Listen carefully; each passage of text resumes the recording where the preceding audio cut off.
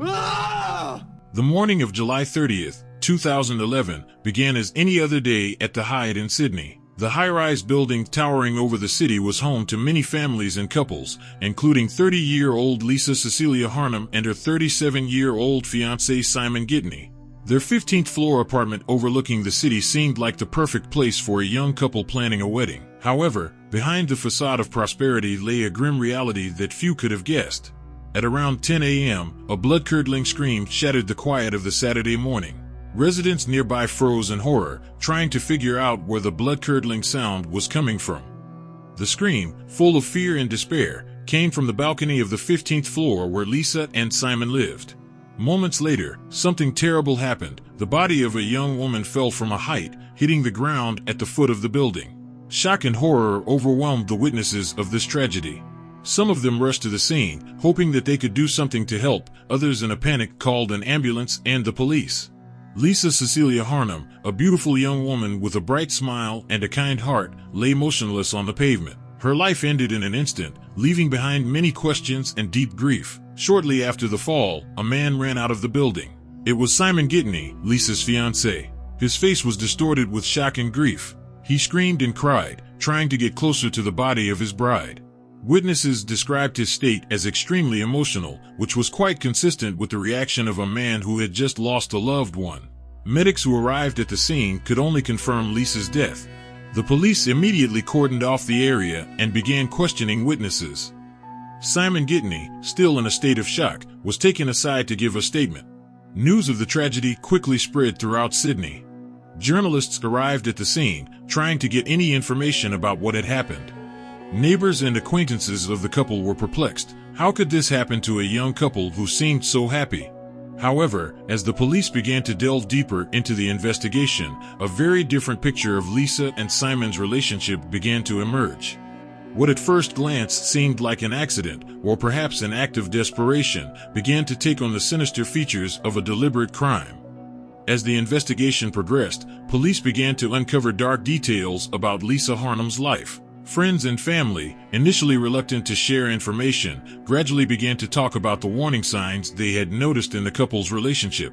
Lisa, a Canadian by birth, came to Australia in search of new opportunities and adventures. She was described as a cheerful, sociable, and ambitious young woman.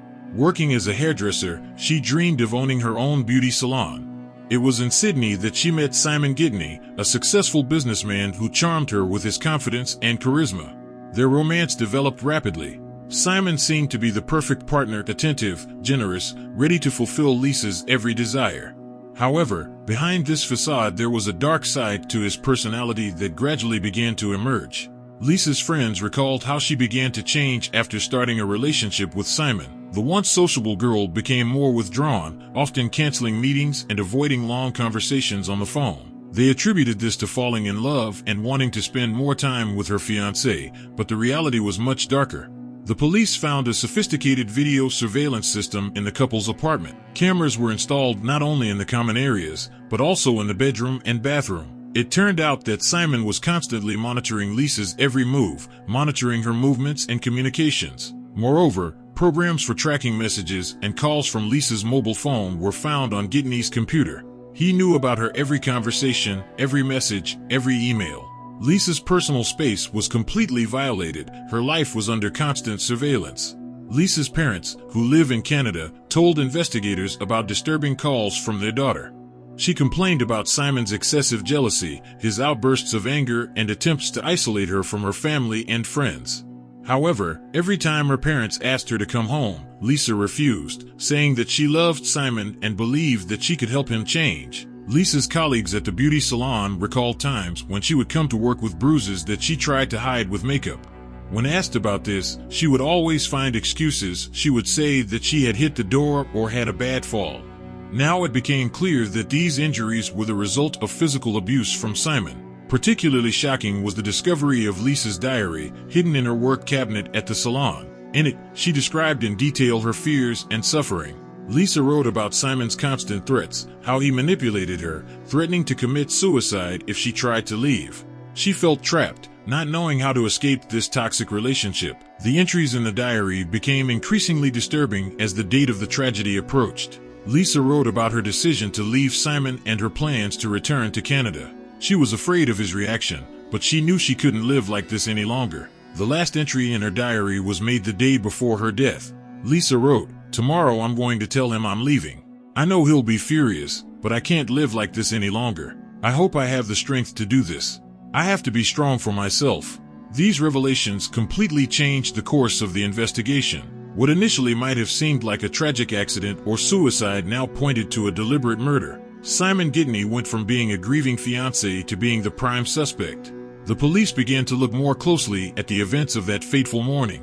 They interviewed witnesses again, trying to piece together every detail of what had happened. Particular attention was paid to the time interval between Lisa's scream and the moment Simon ran out of the building. The investigation into Lisa Harnum's death has become one of the most complex and high-profile cases in the history of Australian forensics. Investigators worked day and night, collecting evidence and analyzing every detail of the tragedy. The key moment in the investigation was the testimony of neighbors. Several residents said that they heard a loud quarrel coming from Lisa and Simon's apartment shortly before the tragedy. One of the neighbors even claimed to have heard a female voice shouting, "No, please, don't." Forensic experts carefully examined the balcony of the apartment. Signs of a struggle were found on the railings, scratches, and broken nails that matched Lisa's DNA. This indicated that she desperately resisted, trying to hold on. A medical examination of Lisa's body revealed numerous bruises and abrasions, some of which were received before the fall. This confirmed the version of physical violence to which she was subjected. Simon Gittany was arrested a week after Lisa's death. During interrogation, he continued to maintain his innocence, claiming that Lisa had committed suicide due to depression. However, his version of events was full of contradictions, and investigators did not believe him. A breakthrough in the case came when experts were able to recover data from Simon's computer hard drive.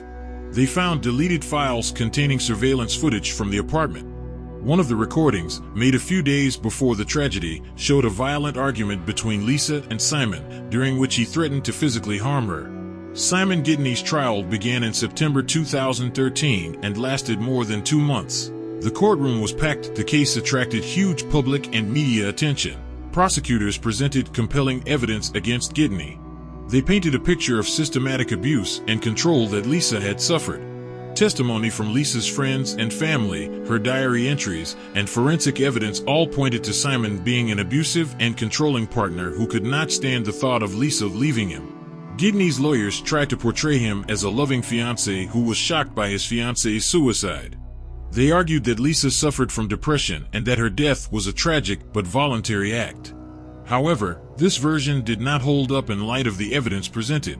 A particularly emotional moment in the trial was the testimony of Lisa's mother. She spoke of the last conversation she had with her daughter, the day before her death. Lisa told her mother of her decision to leave Simon and return home to Canada. She sounded determined and even joyful, which completely contradicted the version of her depression and suicidal tendencies. Simon Gittany himself refused to testify in court, exercising his right to remain silent. This decision was seen by many as further evidence of his guilt. After lengthy deliberations, the jury returned a verdict. Simon Gittany was found guilty of murdering Lisa Harnum.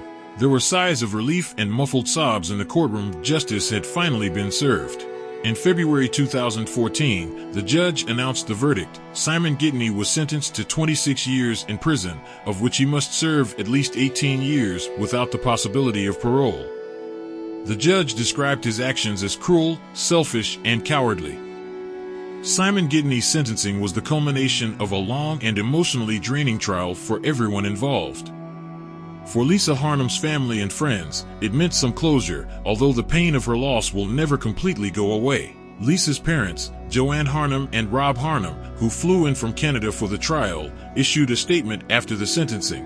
With tears in her eyes, Joanne said, "Nothing will ever bring our daughter back, but we hope her story will help other women in a similar situation. Lisa was the light of our lives, and we will remember her as such bright, loving, and full of life." Lisa Harnum's case has caused widespread public outcry not only in Australia but around the world.